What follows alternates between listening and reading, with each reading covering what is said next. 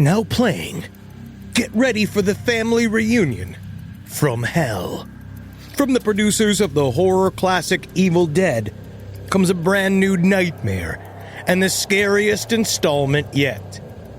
After her husband's mysterious passing, a widow seeks comfort with her in-laws in their secluded cabin in the woods. But as they one by one turn into something much more sinister, she discovers that every family has its demons. Evil Dead Burn. Now playing only in theaters. Rated R. Under 17, not admitted without parent.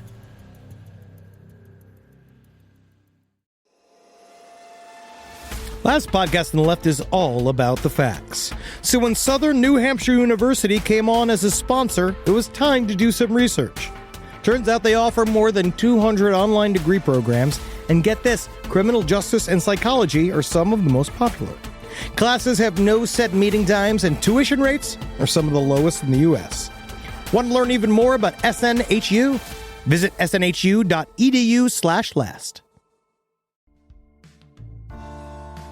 Hey there, Ben Kissel here for Last Podcast Network.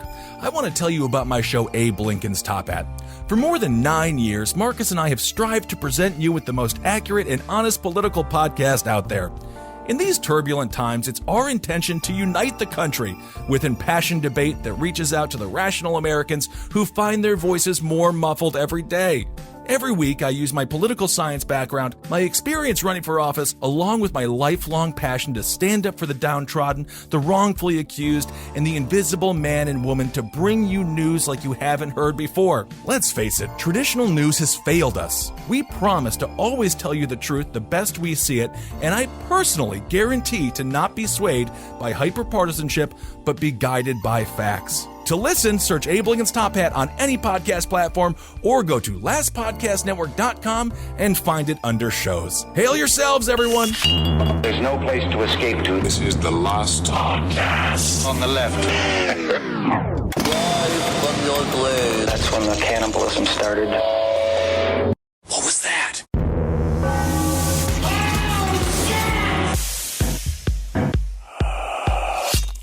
Kissel, I think you'd look incredible with a cowboy hat. I don't want to start wearing a cowboy hat. Okay, first of all, we were talking before the show about how people make music their identity and they change who they are. Maybe they're getting face tattoos now. I like old country music. Outlaw country, Willie, Waylon, the Boys, you name it. The Boys. But I'm never going to wear a cowboy hat. I am already 6'7" in a cowboy hat. If I wore the boots, I would be well over 7 feet tall, couldn't get on a plane, couldn't walk in a door. It would just be embarrassing. Make them, first of all, show the world how the holes to these things need to be bigger. And that's a part of how your life would be. And then you just have the power of what's great about the cowboy hat is the ma'am. Yes, I do like that. I would love to tip it. I like the idea of maybe some rain falling down upon it. I like the idea of having to get one of those little plastic things that you have to put over your cowboy hat so it doesn't get wet in a storm. I'm just saying, when I wore my cowboy hat for the limited period of time that I was doing it, I felt a lot of power. Right. And I want to go back to it, because I had that big taco shell hat that I got in Dallas, which I'm going to do again. I'm going to get another one. Good. I want to start adding it to my dress. Like my dress wear, because I think it's fun. Well, what mood do you have to be in to wake up in the morning and be like, today's a cowboy hat day? Horny as all get out. All right. Well, you got to wear pants. Okay, everyone, this is Side Stories. I am Ben Kissel. There's Henry Zabrowski, Cowboy Henry Zabrowski, some days of the week, evidently. I don't really want to be taller. I don't care about being taller, but I like the idea of having a really big hat. Just because it'd be fun, because then people think you're important. I don't know if that's true, but okay, perhaps I'll go through a cowboy hat phase. I'm not going to get a little bad. I'm not going to wear a vest. I don't know. No. Exactly as you are right now. Big hat. Big hat. All right, well, feel free to let me know what you think, audience. Should I have a hat? Maybe Photoshop me with a hat. Give me an idea of what I'd look like, and perhaps I'll be swayed and purchase a hat. They're very expensive. You get a good cowboy hat, you're looking at $400, $500. That's what I'm saying, and people know it's quality. That's true, and I will say this about the American cowboy, very understated, they love flair. American cowboys, Texan men, they dress up more than first of all, anyone in the Midwest. The Midwest is sweatpant country, and I like that about them. Stay cozy, stay warm. But my God, the amount of effort the cowboys put into what they look like and what they wear every day, it takes them 45 minutes to get dressed. It is a very important part of their culture. It is. I think that it's nice that they do it. I like that they look presentable. I like a uniform. I like the idea of choosing all the things. I'm trying to get better. Like, you know what's really seems strange? Specifically over the last, 2 years. I like the dad shirts. What is I it? like the little button-down shirts with little things on them, right? But it seems hipster culture has caught up to me. And now every company that goes and they make the shirts with the little things on them, and they're great. And now I just get 20 of them, and then that's me dressing up, because the best part about it as a man is that you can fool people into thinking you're dressing up. Right. By just wearing a shirt with buttons on it. Technically, it takes less effort to put that shirt on than it does for me to put a t-shirt on. Woody Harrelson and Kiefer Sutherland. They wore some cowboy hats in the movie The Cowboy Way, and I watched it as a child, and I thought, they're pretty cool. But then, again, they're not 6'7", so I don't know. They look a little bit... Woody looks good in anything, even with nothing on. Woody Harrelson looks great. And Kiefer, I mean, I would love to drink with him. He's one of my favorite celebrities to get hammered with. It just seems like it would be fun. But he can look good in anything, too. Honestly, you'd look really good. Wait till you're back on the campaign trail. Because it shows that you're down at home. It shows that you're with the people and that you are taller than everyone so that you can look past the horizon. Right, that's a very good point. Channel my inner Rick Perry, take a limo to a pickup truck, change out of my suit, put on normal people clothes, go door to door, and then reverse the process until I go back to my mansion. Push the line. Perfect. Of course, yes. And by the way, Henry mentions how doors need to be bigger. Some of these airplanes we've been flying on, buddy, I weigh more than them and I'm longer than them. I feel like I'm getting into a Geo Metro that can fly. It's been a little scary. No, planes are really small, and I know it's attributing to your fear of flying. Oh yes, I'm doing it. Not to have a moment of vulnerability like we haven't had in the last couple of weeks, but you truly are afraid of flying. And a part of it, will say it's part of you being uncomfortable. Where for me, I do get smaller, but it's still very uncomfortable for me. Oh, it's uncomfortable fly in a plane. for everyone. I'm always touching somebody's knees. Oh my goodness! I mean, it's impossible to see. That's why. Anyway, you got honestly, what you got to do is just spend as much time in the bathroom as you can. That's what I say. But then, of course, everyone it's so else nice you can go in there and they can't kick you out. They can though. They can. What's the hour? I'm going to look this up. How long? Oh, you got... No, it's just a mutiny that happens. Yes, it's a mutiny. There's only 2 bathrooms on there, and if you're coach, there's 1 if you're in the first class. There's not enough bathrooms to facilitate. No, dude. You have all the power when you're in the bathroom, because it's like when you occupy Australia during Risk, and you have that corner to defend. Coming at me when I'm in a corner? Oh, well, let's not Coming at me while I'm in a corner. Risk the board game, ladies and gentlemen. Very exciting game. All right. Well, Henry researches... Here we go. Let me see it. So it's everything that you never wanted to know about airplane toilets. Let's see what it says here. I don't... We're gonna have stories today too. Absolutely. Okay. What's one thing I never want to know about an airplane toilet? You should not be flushing them while you are sitting on them. Whoa, that's like a very basic. First of all, what kind of fucking maniac? What maniac just thinks been like, yeah, I want to see how much suction my asshole can take. Like, I just don't immediately know. like, yeah, this is going to be, this is what it does. Well, why would you flush it? It will pull your fucking asshole out. Yes, I don't know why anyone would flush it while you're using it. Okay. All right, well, that's good to know, just in case, It's also where they keep the black box, weirdly, inside the toilet. No, yeah. I can't imagine. From an audio perspective, that is very strange. Your shit comes out of the bowl at a velocity faster than a Formula One race car. Because of the suction. Oh, my goodness. Well, put a little hat on it so it doesn't get hurt then. So it doesn't shoot it out. I used to think it used to shoot the shit out in frozen chunks, but it doesn't. They don't do that anymore. Yeah, the movie, it's not freaking, what was the name of the David Spade film? Joe Dirt? Yes, it's not the movie Joe Dirt, where they have a huge piece of frozen dung that he thinks is a meteorite. Don't flush while seated. What kind of fucking evil Knievel are you? You're living this life? You really want it? You want to chance that shit? You know what I really hate? You want to talk about a Kathy corner over here? When you're in a public toilet and the sensor's really sensitive. Oh, yes. And it flushes as soon as your ass lifts the seat. Right. And then you got that 5 stray droplets of water that just go blink, blink, blink. Right. Like your asshole is Jupiter, and the gravity is just like sucking them in. I hate that. No. That's the worst because you can feel how wet it is. You can feel it soak into your membranes. Oh yeah, I hate an oversensitive self-flushing toilet. I say that every day while wearing a cowboy hat. Okay, first story of the day. This is a story that I absolutely love, and let me just say, speaking of politics, this gal has my vote. She's a cheerleader. She's 17 years old. She's running for homecoming queen. She allegedly gave out pot brownies trying to win. School officials in Michigan say a cheerleader allegedly doled out pot brownies to students at her high school in an effort to secure the necessary votes for homecoming queen from her classmates. I'm going to say this. Legalize it. This is how you win. This is how you win. No.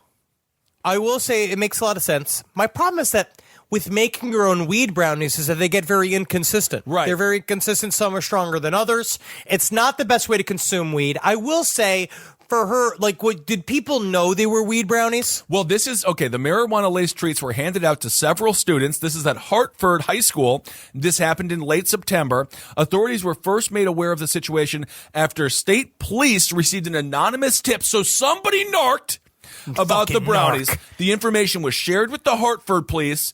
According to the local TV station WWMT, a cheerleader is suspected of baking a dozen brownies and then giving them out to students and including them in gift bags to some of the football players.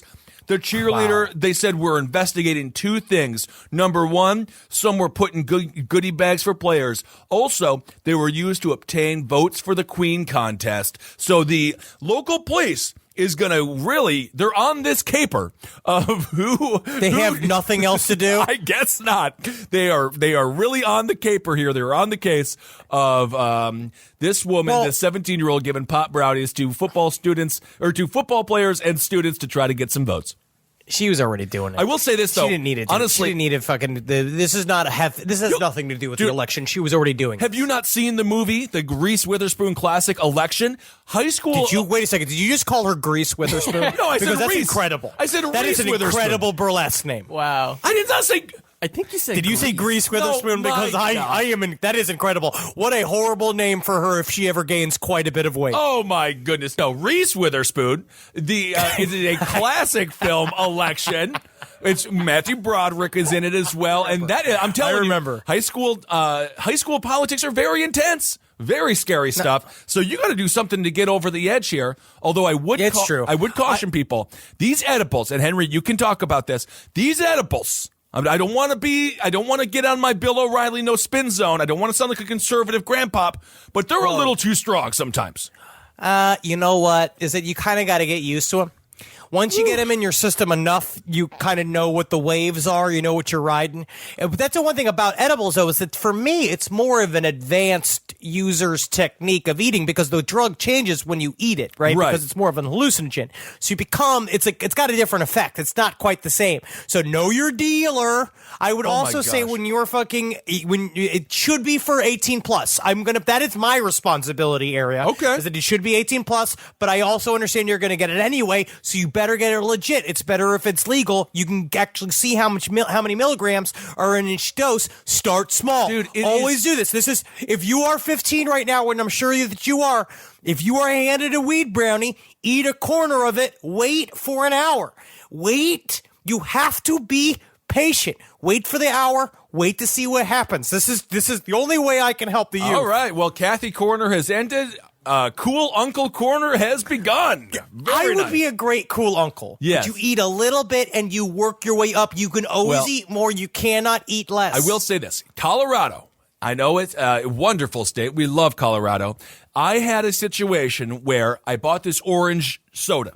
And it was full of weed. The weed soda, I think, is a bit much. Well, it's because crazy. You really can't measure it out. No, you can't. It was 100 milligrams, not the entire thing.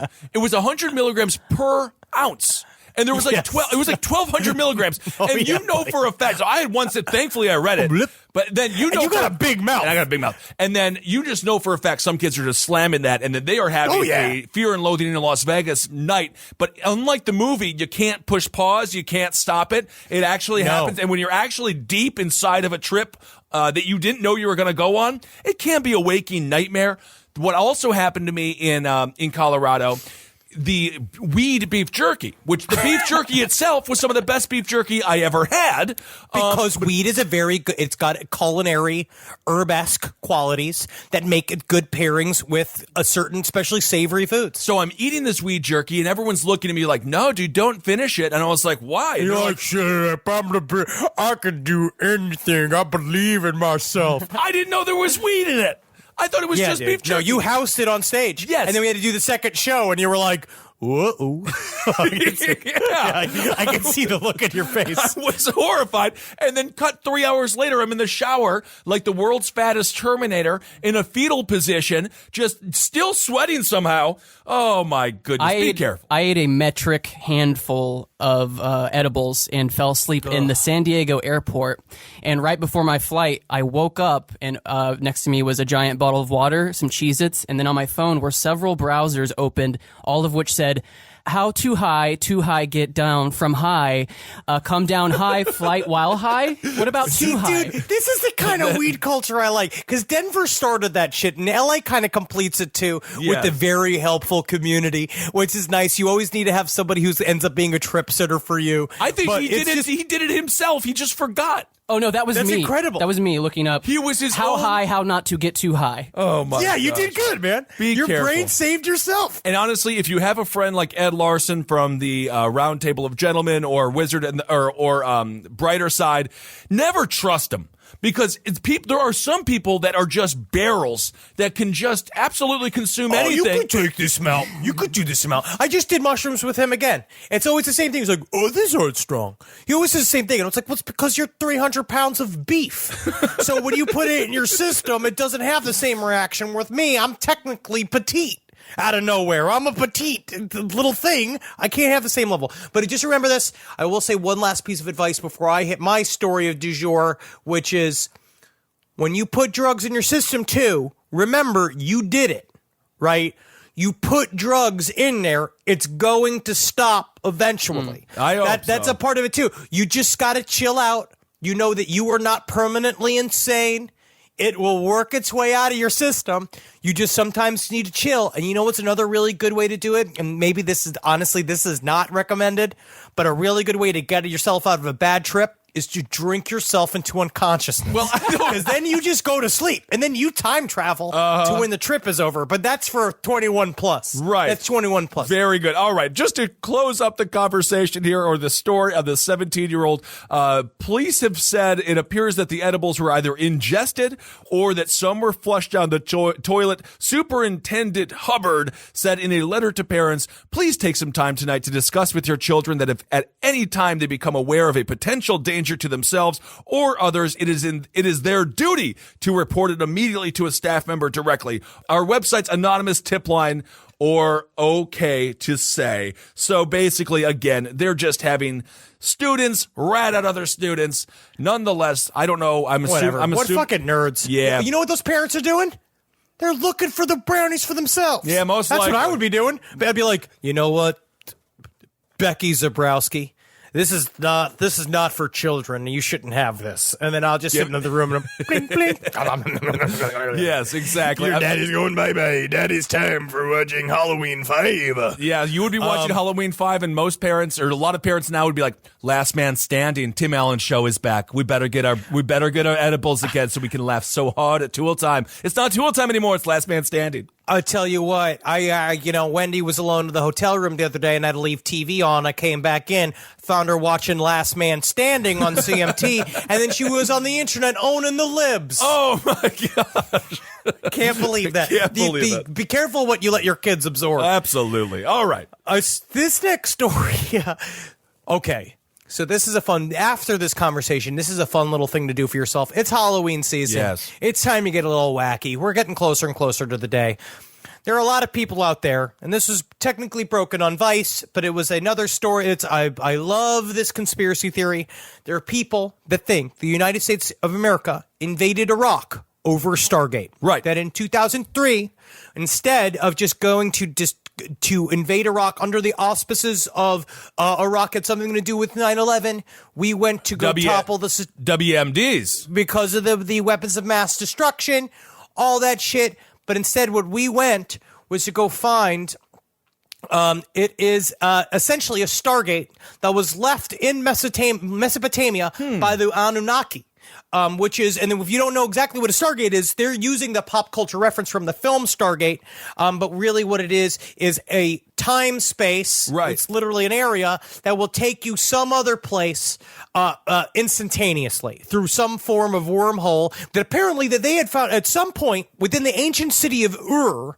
So at some point they were Saddam Hussein was revamping the Temple of Ur. Right. Inside they have the ziggurat, which is a massive temple with a gigantic labyrinth inside, where they believe that the center of it was a Stargate. And they believe that Saddam Hussein had found this Stargate and that he was getting technology or something from it. He was figuring out how to use it. So we went there to stop him. But apparently we've had tabs on the Stargate since the 1920s. Interesting. Maybe even before that. That the British went in there. The UK apparently also has connections. They were part of the reason why they also wanted to join in, even after knowing for a fact that the WMDs were fake. That they went and all that. They were also involving themselves in the search for it because they wanted to get a hold of the Stargate with us and the rest of NAFTA. You know what? For all the BS reasons we went into Iraq, they started with, yes, 9/11. Obviously, Iraq had nothing to do with it. As a matter of fact, they did not particularly care for al-Qaeda, as Saddam Hussein was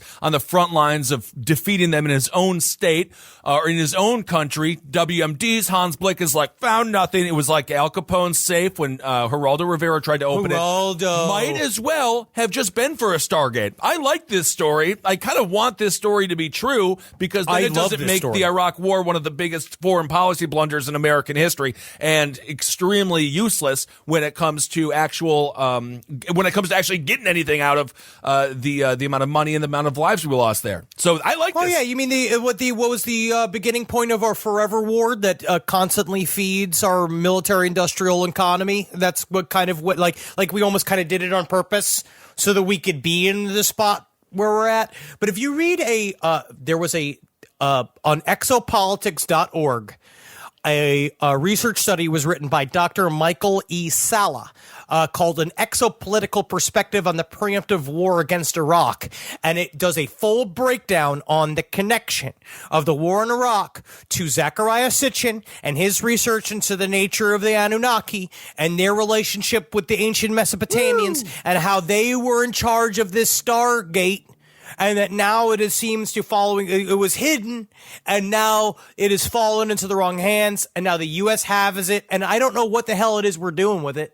I don't know. Maybe I would love to see Donald Trump watching his programs on it. I'm not even sure what exactly is Stargate. According to Ancient Aliens researchers, it's a device that can allow you to use transport instantaneously to another gate, no matter the distance. But, if you're going to lie to us anyway, take us into a war, make it fun. The axis of evil speech talking about, North Korea, Iraq. First of all, it's not an axis. But, yeah, if you're going to take us into a war based on lies anyway, make the lies fun. Make the lies fun. Sell me. That axis of evil speech would have been incredible if Bush would have just gone in deep on the Stargate. I'm like, okay, whatever. Well, apparently, according to one of the aims of the Husseini regime was to control of the Stargate with some sort of the goal was to say hello to the Anunnaki and bring them back. Okay. So that's what he wanted to fulfill the prophecy.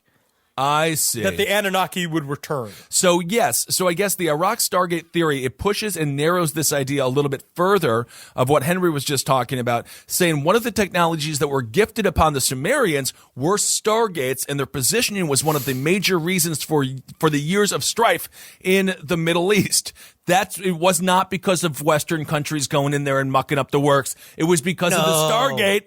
So this story, really interesting, very interesting to say the least. I think it's a fun rabbit hole. This study is wonderful. I do like there was one section of it where he's like, the primary evidentiary support for the above discussion is admittedly thin. for conventional public policy experts and may sound better suited to a fictional thriller than serious public debate.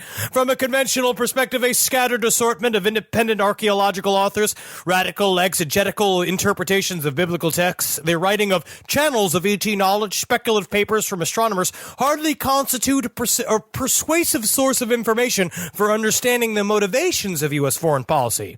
But they say there is some important circumstantial evidence.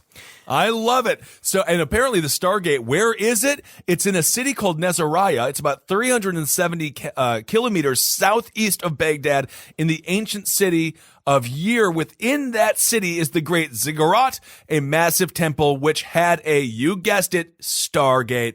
That is really the one thing about, well, there's many things, but one of the reasons I would like to go to the Middle East is the history. It's not where we all began, but they have many, many years of history well before our little time here as a relatively new nation. I would love to go check it out. Oh, this is very interesting. They're saying here that one of the pieces of circumstantial evidence is the destruction of Columbia. Oh. During its final descent in February 1, 2003, which apparently held information because we had been scanning Iraq from space, and we had found the Stargate from space. Huh. This is very interesting. Well, also, now there is, one of the disputes is over the location and the number of Stargates, but one thing that all the theorists do agree on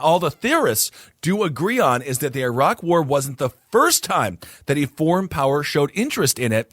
In what sounds like a super sweet, this is according to the article, so I hate when the articles try to be funny. I will skip that over. They say the British were also fighting to control the Stargate in World War II. So it seems like it's been going on for a little while. Yeah, it has been going on for a very long time. What they're saying here is, I mean, this is thousands of years old, that they've held this secret. Because the idea is that, because if you again remember, the Anunnaki were a part of the original God race that seeded us on this planet, and they developed us from weird little ape creatures into a combination of their DNA, which made the modern human man, and we were used to mine for gold for their starships so they could make it back to Nibiru before it left our solar system on our gigantic, because we're part of a binary star system. All right, according to Salia. All right, very good. Salia also says the Bush administration recognized that Hussein had some very, very valuable, relevant information concerning the ancient history of the planet, either technology or texts, basically confirming this, and he was going to release this to the general public. I think this was a big part of the reason, this is again according to the researcher, I think that was a big part of the reason why the Bush administration went into Iraq to stop Hussein from revealing this information and also get control themselves. My goodness gracious. According to them, they believe that the Bush administration was highly against disclosure, which I actually don't think they would have been. I think that Dick Cheney would have used anything to distract from all the shit that he was doing. And I think that if they had evidence of aliens, they would have driven it in front of people. I'm now starting to be in that line where it's like there are certain parts of disclosure that I don't completely understand. In terms of why don't we know? Why does the U.S. government have such a hard on of not talking about the UFO research that they've done? And I wonder why it's somebody like, George W. had fucking 9/11 to deal with. So all that went out the window. They're not even going to be talking about aliens anymore. And Trump believes in nothing, so nothing matters He anymore. might believe in aliens. Who knows? Yeah, who gives a shit what he believes in? But a part of it's like it's very strange. It's just like, just come out and tell us the work you've been doing on UFOs. We did have that release. Of course, we know Harry Reid, the Democrat. He did, admit to having a $20 million program. So there is a little bit more transparency than there used to be. I think it becomes as evidence continues to mount. Perhaps we'll address it at some point. And will it unite us as a world or divide us as a world? That is the big question. So anyway, that's a fun little conversation about the Iraq War. A huge blunder. And by the way, as we always mention, George W. Bush is not cute, and that was a horrible time in American history. He is a war criminal. But one day, man. One day we'll be able to get down to just like psychic problems, like real things that are a part of the reason why we can't evolve, because we can't psychically upgrade. A part of it is understanding that we are all one giant being, including and whatever else comes, and that the universe is both a making of our imagination and also contains our imagination. And we can wrap our heads around that. I mean, then maybe we can fix the roads. Well, the roads are something that nothing psychic about that. That comes from funding. And Domino's Pizza. This podcast is brought to you by Squarespace. Squarespace is an all-in-one website platform that helps you stand out online. Yes, that's right. You don't have to smash your face with a hammer. You can just start a business. It's got everything you need on Squarespace, from securing your domain to building a professional site and showcasing your work all in one place. Let's say you want to show everybody how you can carve your ribs out of your lower abdomen so that you look more like a Ken doll. That's amazing. You can bring your vision to life with AI-powered design or curated templates, plus flexible editing tools that helps you create something that truly reflects your style, especially if you are somebody that is trying to corrupt the young men of America. That's what Squarespace is really going to help you. Squarespace makes it easy. It makes it easy for you to put all that together, and you just go to Squarespace and do it all. Thanks, Braden. Head to squarespace.com/left for a free trial. And when you're ready to launch, use offer code LEFT to save 10% off your first purchase of a website or domain. Call me a squirrel, 'cause I'm covered in acorns. That's right. So many people are focused on where their money is today. And Acorns is the financial wellness app that cares about where your money is going tomorrow. Let Acorns work for you. You put acorns in the ground and you're gonna get trees tomorrow. That's right, investments. And with the Acorns potential screen, you could find out what your money is capable of. I always do that. I'm like, I want to invest in something that I like. Let's say cheeseburgers. Okay? That's kind of hard to do. Acorns will help you find a cheeseburger that is right for you. So sign up now, and Acorns will boost your new account with a $5 bonus investment. Wow! Join the over 14 million all-time customers who have already saved and invested over $27 billion with Acorns. Head to acorns.com/left or download the Acorns app to get started. Paid non-client endorsement. Compensation provides incentive to positively promote Acorns. Tier 2 compensation provided. Potential subject to various factors such as customers' accounts, age, and investment settings. Does not include Acorns fees. Results do not predict or represent the performance of any Acorns portfolio. Investment results will vary. Investing involves risk. Acorns Advisors, LLC, an SEC registered investment advisor. View important disclosures at acorns.com/left. Hey there, everybody. Is your cell phone bill too much money? Are you getting that bill and you're like, hey, what is this? I can't believe for what? For 5G? Are you crazy right now? $100? I don't even barely got any bars when I'm just sitting in my living room, okay? You don't have to deal with that anymore. Are you ready for this? $15 a month. That's right, $15 a month on Mint Mobile. Yeah, baby. Get their wireless plan, because they're just sitting there on the T-Mobile 5G network, and it's just $15. Your whole life, you're just paying all this money every month. You're like, why? Where's it going? It's going to these phone companies that are robbing you. So go to Mint Mobile. Let them help you talk to your mom. So get your new wireless plan for just $15 a month. Go to mintmobile.com/LPOTL. That's mintmobile.com/LPOTL. Cut your wireless bill to $15 a month at mintmobile.com/LPOTL. That's it. There's no catch. Upfront payment of $45 for 3 months, $90 for 6 months, $180 for 12 months. Plan required, $15 per month equivalent. Taxes and fees extra. Initial plan term only. Greater than 50 gigabytes may slow when the network is busy. Includes up to 20 gigabytes hotspot. Capable device required. Availability, speed, and coverage varies. See mintmobile.com. It's obvious we love true crime, but it does make us feel a little paranoid about what's out there. as it should. And that's why it's so important to get a home security system that gives you peace of mind. With Simply Safe, you can stop crimes before they even start using their AI-powered cameras to identify threats on your property and alert US-based live agents to take action.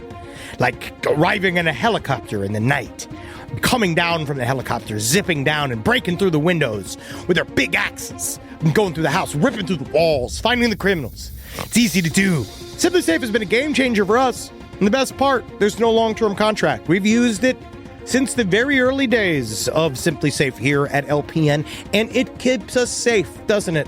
It keeps all of our thoughts inside the building. Then there's the ones we let out because they have to go out because that's a part of it. But Simply Safe keeps the other thoughts safe. And for that, we say thank you, Simply Safe. And we want you to experience the same peace of mind as we, which is why we've partnered with Simply Safe to offer an exclusive discount to all of our listeners.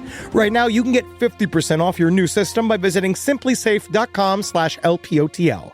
That's half off at simplysafe.com/LPOTL. There's no safe like Simply Safe.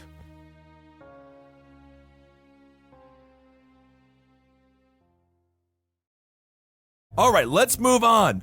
South Carolina. Let's go to South Carolina. Beautiful state. I love South Carolina. I love North Carolina. Grits. Love grits. I love the ocean. Love grits. A South Carolina woman. Now, she has been charged with fatally poisoning her husband using chemicals found in eye drops. A South Carolina woman, she's been arrested. She allegedly poisoned her husband over a period of 3 days in July. Detectives in York County arrested and charged Lena Sue Clayton with murder and unlawful malicious tampering of food, although I don't think that eye drops are food, because they make you very sick, even if they're not poisoned, of her husband, Stephen Duvall Clayton, between the dates July 19th and July 21st, July 21st, of course, being my birthday. In the press release, the sheriff's office also shared that Stephen, 64, died on July 21st at their home, and that the investigation autopsy toxicology test discovered poisonous levels of a drug that I cannot even come close to pronouncing in the body of the victim, and they found it in frequently used eye drops. What I'm saying here is you can no longer get away with killing your spouse. You not in this academy. Not in this academy. But you can't do it at all. We see it on forensic files all the time, and it's just Stop impossible. killing your loved ones. You can't do it. You cannot. Maybe just don't do it. In the 50s, I think you could do it. 60s, no, maybe. you know what? You can do it. No. You obviously can do it, but you need to really think about it.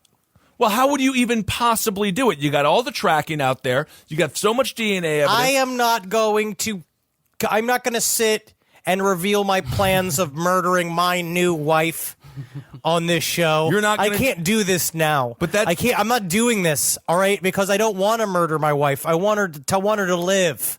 Well, that seems a little scary. It seems like you really have a plan there if you can't even share, like, in jest, because this is a comedic program. There's a lot of... Oh, I forget. Yes. I you know what it is? I actually wonder if I was going to kill someone, they say you want to, you got to get rid of the body, first of all. Sure. Because without a body, there's no crime. That's what happens. So, I mean, there's a crime, but with that is really what hinges. You're talking really about avoiding being found guilty in a court. Right. So what you need to do, in my mind, is, as suspicious as it is, to be honest, you got to blow up the house. It's even with an apartment complex. I mean, this is brutal, but technically you need to take out the entire building. But they'd still find the body. Unless you can get the heat so big. So partially is if you make a friend with somebody who works at the airport.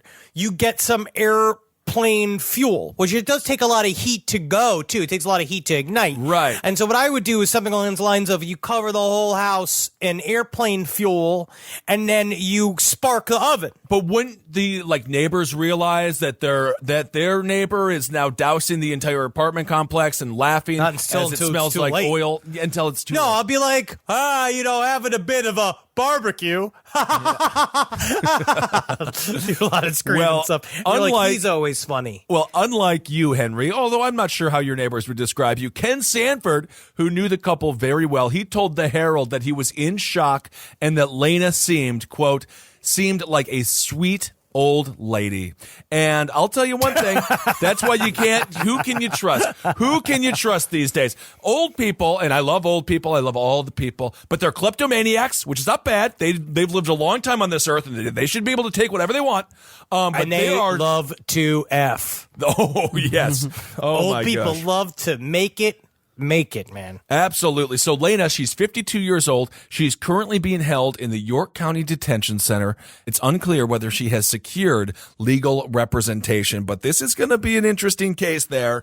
I remember from West Memphis 3, going to say this again, get a lawyer. Get a lawyer. No matter what it is that you've done. Ron, get a lawyer, even if you're innocent. Speak to no one unless the lawyer is standing right next to you. Yeah, especially if you're innocent. I mean, get Ron Kuby. Get Kuby on it. Get that Kuby. Get Kuby.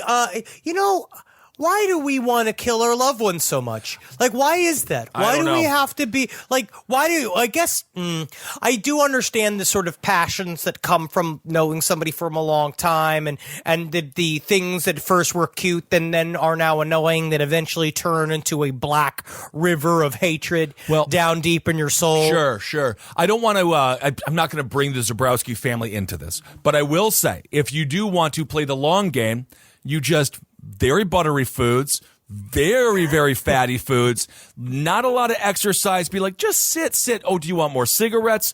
Maybe you want some whiskey. Oh, we got some gin. Just random picked up that at Whole Foods. You can do it. That's just the long game of, it'll take 20 years. No, yeah. Even my mom openly talks about poisoning my father every time she can. She constantly brings up how she can't wait for him to pass, and eventually she will go to France with somebody she'll meet at a quilt store. Like, she has a lot of escape plans. Right, a lot of fun fantasies. You know what? Here's a hot take. Just fucking get a divorce. Get a divorce. I know that it seems daunting to break up with somebody. Yes. I know it seems daunting, especially, and this is also like, I mean, we've all been trapped in even semi-abusive, like the idea of being in a semi-abusive thing. So like, you just get your shit, you do whatever you take, you wait for them to go to sleep. Eventually, they got to go to sleep. Sure. Or you get your shit, you get a go bag, ready to go at any time, and you leave. Right. You just leave, and then you'll deal with the fucking shit afterwards. Hop on out of there. Before you kill them. Well, that's the, pulling the Band-Aid off. That's what you got to do. But, of course, we are not here. If you are in any kind of relationship like that, of course, yes, get help and get on out. Which is, of course, much easier said than done. Absolutely. I mean, I have no idea what I'm talking about. I'm not a therapist.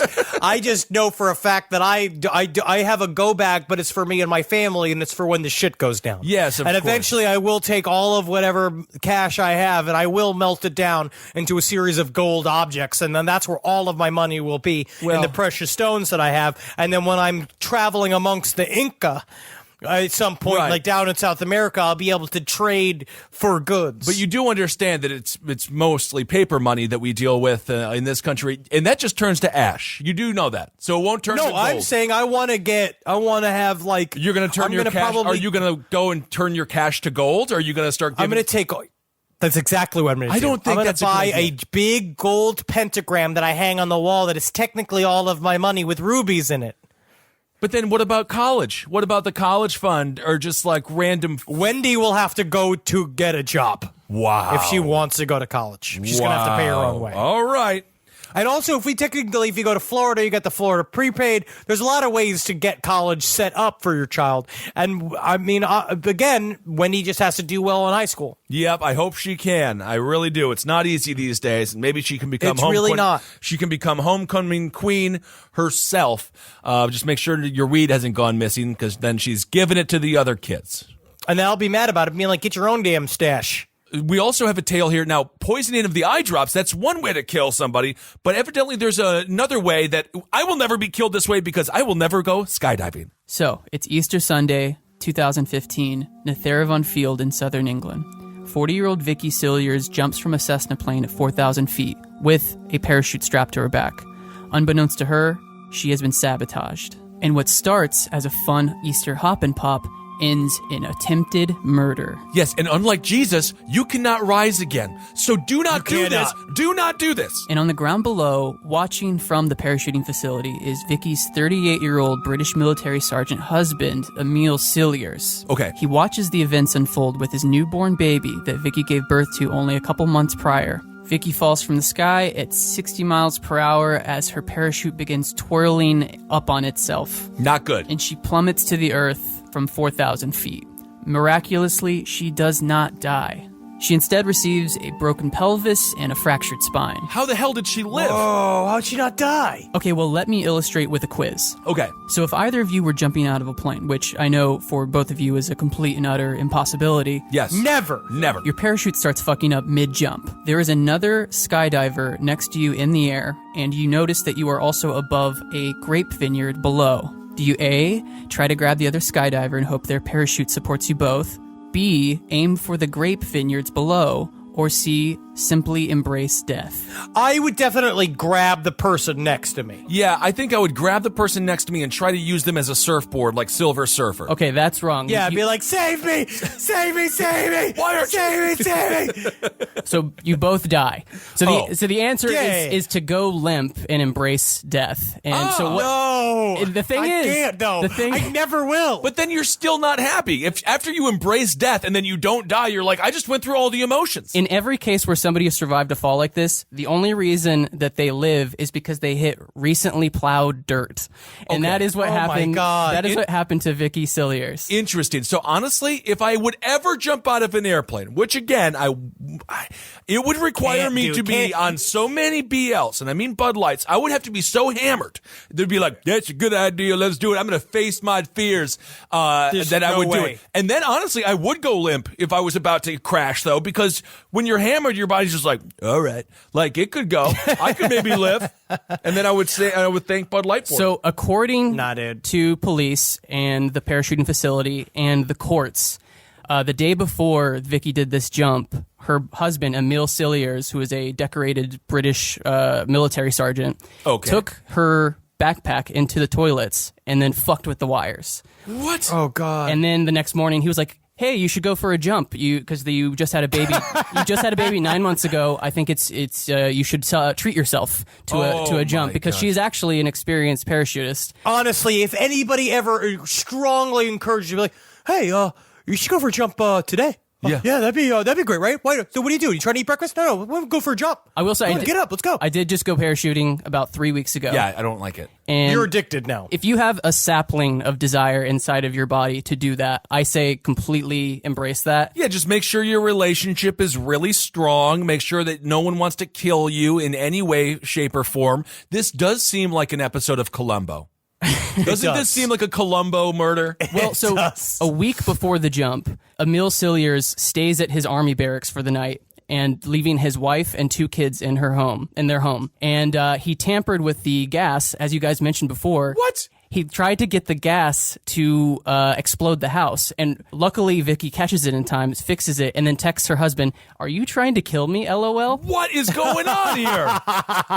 If you have to ask that, if you have to ask it, And he is. that's one of those, I love if you haven't seen the gif of Kawhi Leonard laughing, it's very funny. That's one of those laughs where it's like, but seriously. But you are though, right? So he tries to kill her with what was more of like a traditional way to kill Okay, so someone. we got the exploding house. And then a week later, he says, "Okay, let me up my game here and twist some shit up in her parachute kit." Did he buy a book like Elaborate Ways to Kill Your Wife, the world's most crazy ways to kill your wife, like how to make it even more Killing your difficult? wife the fun way. So Emil Cilliers has all the traits of a classic psychopath. Interesting. While Vicky was in her hospital bed, he was texting his girlfriend, who he had off to the side, Yeah. Stephanie Gollers, who was also a parachutist, and he was also texting his ex-wife, who he was sleeping with at the time, and also trolling for sex workers on back pages online.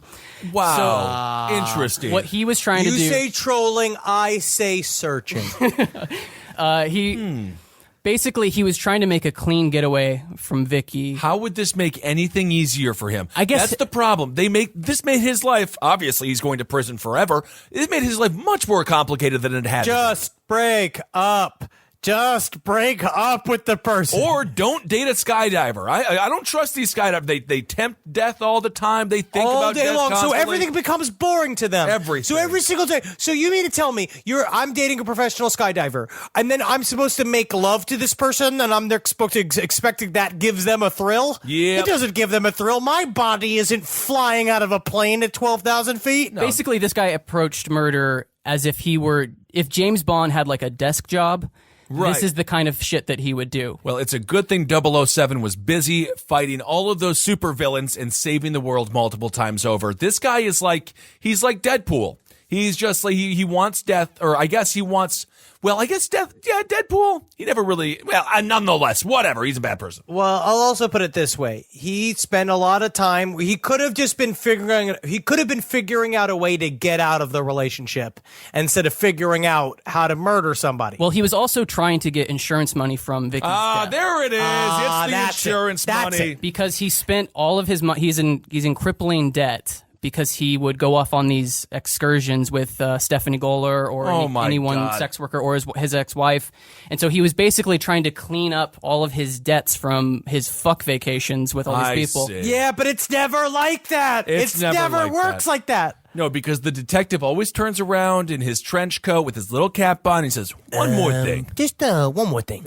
When he was arrested, when he was arrested, Emil only said to the cops, "I'm disappointed that you would do this in front of my subordinates," which is a very cruel. His children? What a fucking bitch! His subordinates. He was a sergeant in the army. Oh my God! What a crybaby! I'm sorry you got caught in your perfect crime. I don't understand the idea of making the perfect crime. If this is if you're ever in the middle of a crime plan and you're like, this is the perfect crime, right? You might as well just buy handcuffs on Amazon and just take yourself to the police department. Right. It never is.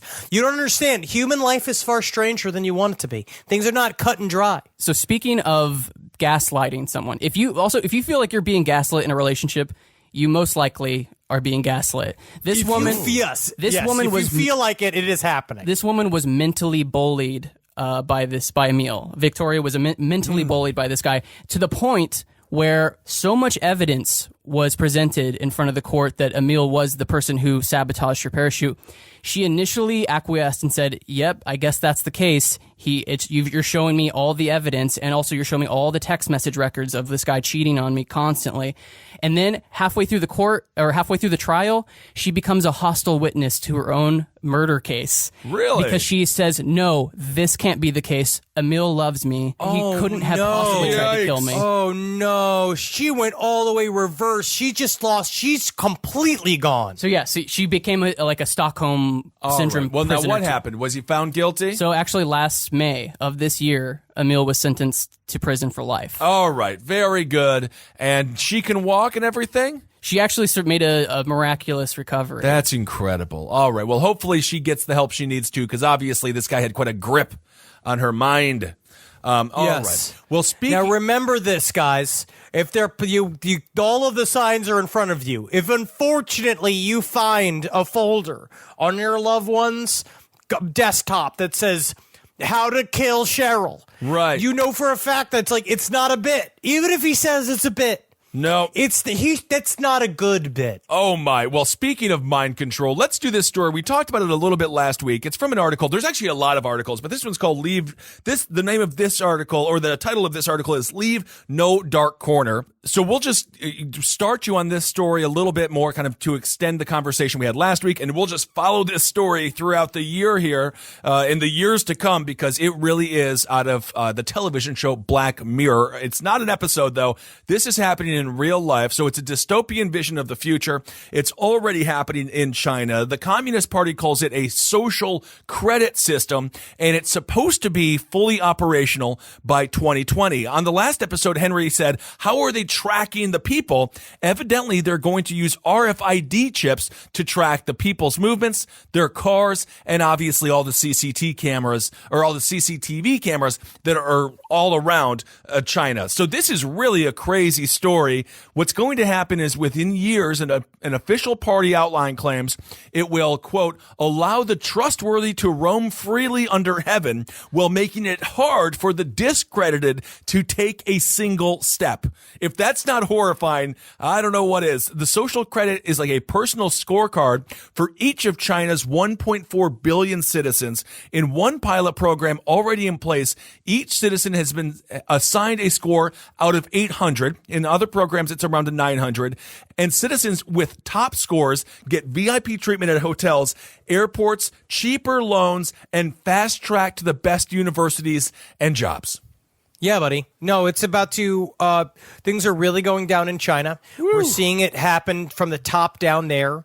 Where here in the United States, we are sort of doing it to ourselves in terms of our own personal monitoring of ourselves and the giving into the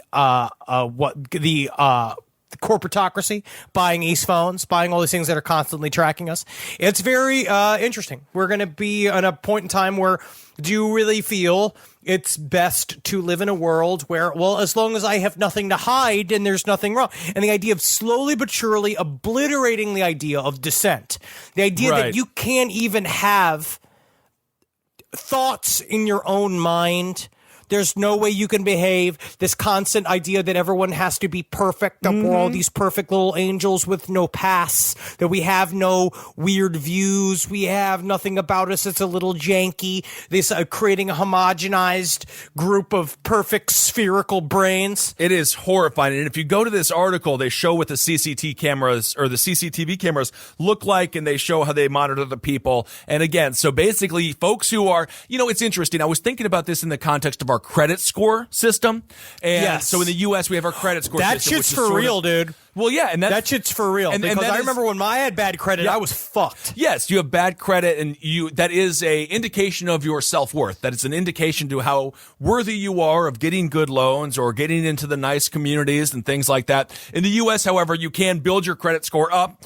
But of course, we do have these kind of social systems in our country too. This takes that to the next level without to say the least. It's like real life clout. It really is like real life clout. Because a part of it is that your credit score, yes, we can increase it, and it's got a subtle effect on your life. It does. Things are fucked up. I mean, like, it's hard to get a car, it's hard to get a house, it's hard to do that kind of things, but it's a very subtle social deflection where something like this, where it's really, really overt. And then if you listen to, they interviewed several citizens, which I'm certain we obviously don't have the entire purview of the situation, because it's going to be people that are only positively speaking about it. Well, who would say anything bad about it? I would never say anything bad about it. Yeah, they say, they're saying, we're getting used to it, though. Getting used to it, though. That's absolutely horrifying. And that's an interesting thing coming back to our culture here. A lot of companies, when it comes to social media clout, they'll target people who have more of a following on Twitter, Instagram, Snapchat, all of these things. And they'll request that they become influencers and things like that. So it's interesting how we weigh our clout as well. So we're not squeaky clean on this by any means, and certainly New York City is a surveillance state, but this again really takes it to the next level, because if you don't have a lot of social media followers, you're still free to roam the streets. The government's not going to be like, stay in your home. A part of the way the United States works, what seems to be, is an unrepentant obsession with being famous. And a part of the way that they do it in our capitalist system is that we're supposed to, the idea is reward those that are super successful. Right. And so a part of it now is that people are seeing the writing on the wall, is that if I, with a verified check, if I tweet at Delta, like if I have a problem with Delta gets right back to me. Right. Like they'll go into, because I have the followers and I can do what I want. People see that.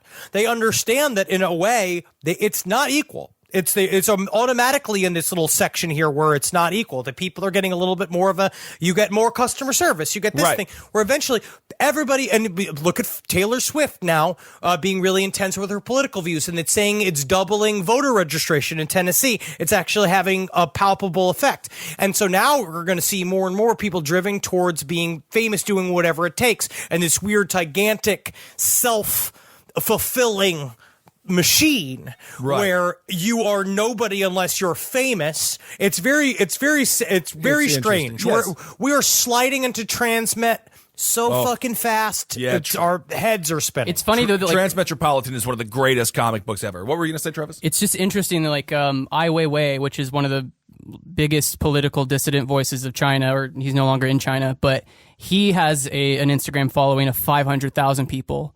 And so it's almost like as we go forward, the battle between authoritarian organizations like the Chinese government and the voices of dissident are going to be fought. It's going to be fought on social media. It's interesting how, right?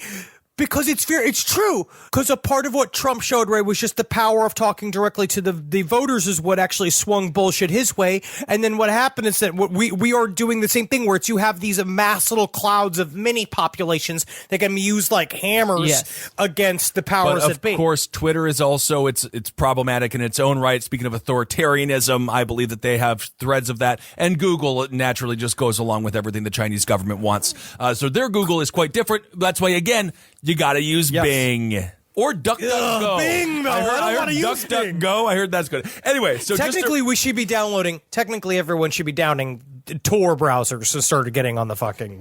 That's where we start going into the breakaway internet. That's next. I love which that. I think will be very interesting. They should. And so just again, going back to this story here, the folks on the bottom are going to be locked out of society, banned from travel, barred from getting credit or any government jobs. The system will be enforced by the latest high-tech surveillance systems as China pushes to become the world leader in artificial intelligence. So the future is now, and I gotta say, it's not as fun as when I watched it in sci-fi films, when I was like, this is kind of cool. Like, it's fun to like watch, and then you still had like a normal society. But indeed, that's the war to come. So we'll keep embrace it, man. You know how to say embrace the madness. That's exactly. Let's be better with it. That's exactly what the Chinese people said they're doing right now with this social credit program. That's not what I mean. I don't mean like it's not go along with it. It's just understand where we're at. Understand that this is what we're at right now is that things are very overwhelming and it feels like it's going at light speed. It is going very fast, but you can catch up by keeping yourself educated, understand where things are headed, and keep your own personal life together. Like, love your family, do what you love, do all this stuff. Like, try to hold it. Don't be swayed by the entire machine because you're also watching the machine whip you up into a place where you're entirely controllable. So even the woman that they follow in this study, she works for the government, loyal Chinese citizen. She's only at 770 out of 800, so she can't even get a perfect score. Anyway, so we will continue to follow that story for you as they start to implement it. It should be coming in next year. And my God, I mean, China, talk about... It's just very bizarre to see this happening again in our lifetime because technology is allowing it, and we have to be very adamant and control technology to be better, to make good things for us, not all the bad. All right, well there you go. I guess. Well, there you go. There you go. Well, there you go then. Okay, everyone. Well, thank you so much. I think we fixed it. I think we fixed we always fix it, you know? We always fix it. Every show, we fix it, we fix it, we fix it. Okay. Well, thank you all so much for listening. We love you very much. Thanks for giving to our Patreon. You guys are the greatest. Let's see. Anything else, Henry? Do we have any announcements to make? Next week, we'll be doing Listener Pasta. I'm very excited to get spooky again.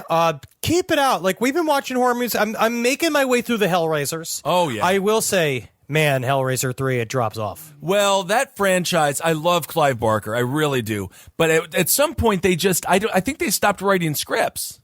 The Pinhead becomes a little bit more of like an anti-hero. Right. Yes. Which is... Well, good and bad. I watched the original Saw last night with Brooke, and I gotta say, first of all, it's not nearly as gory as I remember, and I miss when Jigsaw was actually still bad, because now they did the same thing with him where everyone actually praises him because they found life through him torturing them, which I don't think that's normal. He like makes escape rooms that give you like a moral sense of clarity. Yes, exactly. Yes, once he becomes a moral warrior, then it's like, what are we doing here? What's happening? This is like, I want to watch a horror movie. Yes, please, Lord. I don't need to see. But we're getting so close. I will also say, at this point, when this episode drops, the Detective Popcorn plushes will be available. Hey, so go to. Guess what, man? Detective Popcorn, when you have that plushie, you'll never be alone. You could have it in your car. You could have it if they let you take it through security at prison. If you're going to prison, maybe you can take it. I'm not sure. And guess what? What I'm going to advise against you, Please don't fuck it. There's no reason to fuck it. I'm maybe even putting it in your head is a bad idea. I thought that was please don't carve a hole into it and fuck the Detective Popcorn plushie while making the voice. It's not good. It's not right. You just put that out into the universe, so we know for a fact it's going to happen at least once now. All right, everyone. Thank you all so much for listening. Hail yourselves. You got to give you a chance. If you're out there and you're living, you got to make sure you're laughing. And then if you're laughing and you're living, you'll definitely be learning. And you'll love it. When you live and you learn. Now that's an accent I can't even place. That's European. Ka meme unai, which is how Furby says, I love you. Oh, that's very nice. Oh, thank you. 143, I love you. That's from the Mr. Rogers documentary. And that's Mr. Rogers' obsessive-compulsive way of saying he loves you. Hail Satan.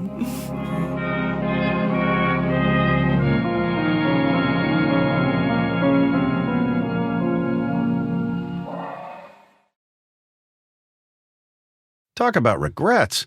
We all know someone who's been in a car accident and said, I don't need to call a lawyer, only to regret it after their pain and damages were worse than expected. When someone hurts you, you deserve to be compensated fairly. Morgan & Morgan is America's largest injury law firm, fighting for the people for over 35 years. Injured? Visit forthepeople.com/podcast. That's forthepeople.com/podcast. Their fee is free unless they win.